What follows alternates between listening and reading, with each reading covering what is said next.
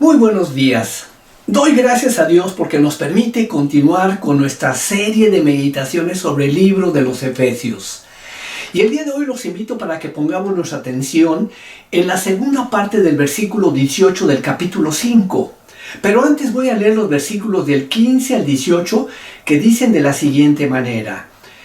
Mirad pues con diligencia cómo andéis, no como necios sino como sabios, aprovechando bien el tiempo porque los días son malos.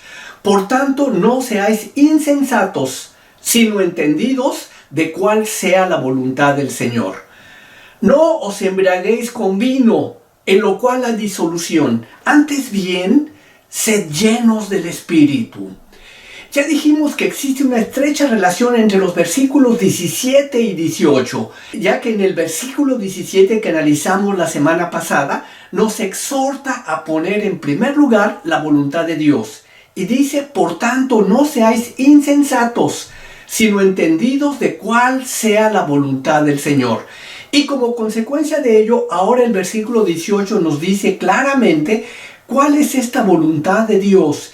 Y dice, por tanto, no os embriaguéis con vino, lo cual está asociado con una vida disoluta, sino sed llenos del Espíritu. Miren, varios comentaristas han dicho que el versículo 18 es el corazón del mensaje de la carta de los Efesios y que es uno de los textos más cruciales en relación con la vida cristiana, ya que nos da la posibilidad real de andar como es digno de la vocación con que hemos sido llamados. Hendrickson dijo que una de las más notables manifestaciones de falta de sensatez es la borrachera, y su antídoto es ser llenos del Espíritu. John Stott escribió que gramaticalmente hablando, este versículo contiene dos imperativos, que son los mandamientos de no embriagarse y luego de ser llenos del Espíritu. Y antes de empezar a analizar la segunda frase de este versículo 18, que nos ordena ser llenos del Espíritu Santo, surge la pregunta, ¿quién es el Espíritu Santo? Al respecto, la pregunta 53 del Catecismo de Heidelberg dice, ¿qué crees del Espíritu Santo?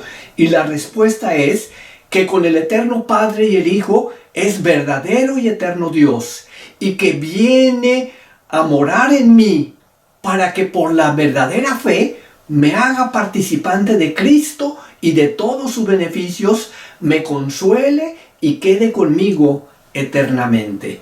Y nosotros creemos que el Espíritu Santo es igualmente Dios con el Padre y el Hijo, aunque algunos lo niegan. Y fíjense bien que en el libro de los Efesios encontramos tres afirmaciones sorprendentes respecto al Espíritu Santo. Uno, Efesios 1:13 dice que al haber creído en el Evangelio de nuestra salvación, fuimos sellados con el Espíritu Santo de la promesa. El doctor Martin Lloyd-Jones menciona que el ser sellados es ser bautizados con el Espíritu, lo que es una experiencia precisa, definidamente concreta, que ocurre en un momento dado que nosotros no controlamos y que es obra totalmente del Señor. Es decir, el sello y el bautizo del Espíritu Santo ocurren cuando el mismísimo Espíritu Santo, utilizando la palabra de Dios que es la Biblia, pone la fe en nuestros corazones para que creamos en Cristo como nuestro Señor y Salvador. Y en ese momento experimentamos el nuevo nacimiento y somos sellados con el Espíritu Santo. Y así como un dueño sella con un sello especial su propiedad para marcarla como suya, los creyentes tenemos el sello del Espíritu Santo como la señal, fíjense bien, la señal de que le pertenecemos a Dios. Y lo más maravilloso de esto es que no solo tenemos el sello del Espíritu, sino que además el Espíritu Santo viene a morar en nosotros, como dice 1 Corintios 6:19. ¿O ignoráis que vuestro cuerpo es templo del Espíritu Santo, el cual está en vosotros, el cual tenéis de Dios, y que no sois vuestros? Es decir, que aunque nuestra mente chiquita no alcance a comprenderlo, fíjense bien, tenemos el altísimo, inmerecido honor de que el Espíritu Santo, la mismísima tercera persona de la Santísima Trinidad, habite o more en nuestro humilde ser. Y como habita en nosotros, podemos contristarlo. Y por ello, la segunda afirmación sorprendente, extraordinaria respecto al Espíritu Santo que encontramos en el capítulo 4 de Efesios, es que nos ordena no contristarlo. Y dice, y no contristéis al Espíritu Santo de Dios, con el cual fuisteis sellados para el día de la redención. Y la palabra utilizada en el griego original, que se traduce como contristar, es la palabra lipeo, que se puede traducir también como que no causemos dolor, pena o desazón al Espíritu Santo, lo cual nos indica que el Espíritu Santo es una persona, porque solo las personas pueden tener estos sentimientos. John Stott dijo que cuando los creyentes damos lugar a los malos pensamientos, sugerencias engañosas de venganza, de codicia o de inmundicia, y contaminamos nuestra alma, y mediante estas imaginaciones, reflexiones o motivaciones de maldad de todo tipo, permitimos que nuestros deseos, pasiones y malos apetitos nos controlen, en ese momento, al vivir una vida de pecado, el espíritu que mora en nosotros sufre. En sentido figurado, sufre el quebranto de su corazón, es decir, contristamos, apagamos, afligimos, sofocamos al Espíritu Santo. Y estando entristecido no nos controla y además se retira de nosotros. Pero vayamos ahora a la tercera afirmación sorprendente, extraordinaria que encontramos sobre el Espíritu Santo en el libro de Efesios, que dice, antes bien, sed llenos del Espíritu. Y esta orden es sumamente importante, porque fíjense que en 1 de Pedro 1:16 dice, tenemos una orden que dice, sed santos porque yo soy santo. Y para hacer posible el proceso de santificación que Dios está obrando en la vida de los que formamos parte de la familia de Dios, aquí se nos ordena que estemos llenos de aquel que es santo, santo, santo, y que es el Espíritu Santo. Y al hablar de la llenura del Espíritu, en primer lugar hay que aclarar que ser llenos del Espíritu es una condición continua, a diferencia de ser sellados con el Espíritu, que es una condición muy puntual, una experiencia puntual y muy definida. El ser llenos no es una experiencia puntual, sino más bien es un mandamiento, es una exhortación, por lo que ser llenos, fíjense bien, es obligatorio, no es optativo, porque en este versículo Dios no nos consulta, no nos pregunta, no nos da una opción, sino que nos da un mandamiento muy claro que debe ser obedecido. Ahora, ¿qué significan las palabras ser llenos? F. Bruce escribió que la palabra utilizada en el texto original en griego, que se traduce como ser llenos, es pleruste, que tiene una forma gramatical que es muy importante, porque miren, cumple 4 características. La primera de ellas es que está en un modo imperativo. Sed llenos no es una propuesta tentativa, es un mandamiento autoritario y no tenemos libertad para desobedecer, para evadir esta responsabilidad. Segundo lugar, este verbo está en plural. En otras palabras, está dirigido a toda la comunidad cristiana. Ninguno de nosotros debe embriagarse, todos debemos ser llenos del Espíritu. Y la plenitud del Espíritu no es un privilegio para unos cuantos, es una orden para todo el pueblo de Dios.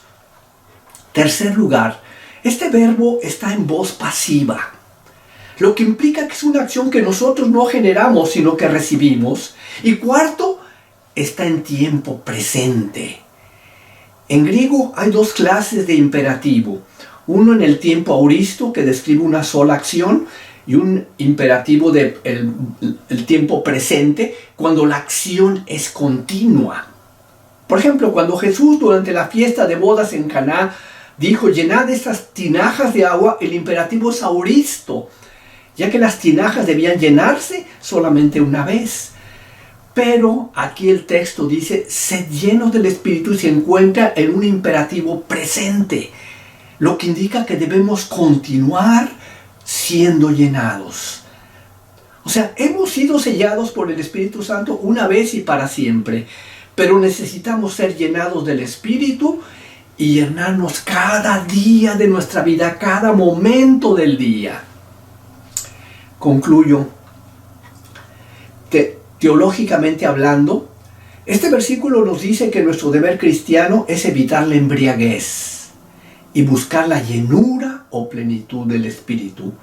La gran diferencia entre las personas que viven embriagadas, deshumanizadas y transformadas en una bestia bajo la influencia del alcohol, o las personas que viven llenas, practicando las obras de la carne, y las personas que son hijos de Dios y forman parte de la familia de Dios y viven bajo la influencia y poder del Espíritu Santo, la diferencia entre estos tipos de personas son los frutos, los resultados que ambos producen. Y la Biblia nos habla de los frutos de la embriaguez. Dicen que provoca una vida disoluta. Y los frutos de las obras de la carne las menciona Gálatas 5, 19 al 22. Y dice de la siguiente manera: y manifiestas son las obras de la carne, que son adulterio, fornicación, inmundicia, lascivia, idolatría, hechicerías, enemistades, pleitos, celos, iras, contiendas, a veces entre los mismos matrimonios, disensiones, herejías, envidias, homicidios, borracheras, orgías y cosas semejantes a estas, acerca de las cuales os amonesto, como ya os lo he dicho antes, que los que practican tales cosas no heredarán el reino de Dios. Y en contraste, Gálatas 5:22, en el mismo pasaje que habla de los frutos de la carne, dice que ser llenos del Espíritu tiene un fruto, y dice: mas el fruto del Espíritu es amor, gozo, paz, paciencia, benignidad, bondad, fe, mansedumbre, templanza. Contra tales cosas no hay ley. Termino con la pregunta: ¿cuáles son los frutos que tuvimos en nuestra vida el día de hoy? ¿Los de la carne o los del Espíritu? Y si fueron los de la carne, les recuerdo el mandato: no os embriaguéis con vino, en lo cual hay disolución. Antes bien, sed llenos del Espíritu. Amén.